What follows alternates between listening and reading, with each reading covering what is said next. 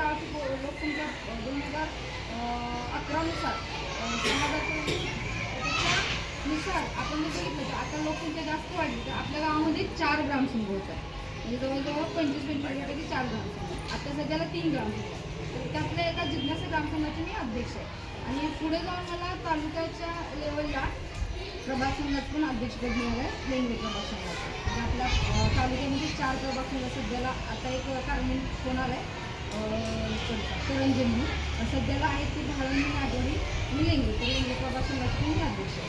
तर या अनुषंगाने आम्हाला सुद्धा 8 मार्क आहेत म्हणजे आपल्या बचत गटासाठी. त्याच्यामध्ये पहिला आमचा विषय आहे म्हणजे हाऊस ॲक्टिव्हिटी. हाऊस ॲक्टिव्हिटी म्हणजे काय, आपल्या गावातील प्रत्येक कुटुंबातील महिला ही बचत गटात असली पाहिजे. कारण शासनाने असं सांगितलं की बचत गटात नसेल तर कुठल्याही शासकीय योजनेचा लाभ त्यापर्यंत मिळणार. आणि त्याच्यानंतर बँक लिंकेज असणं गरजेचं. मग बँकेची तुमची खाती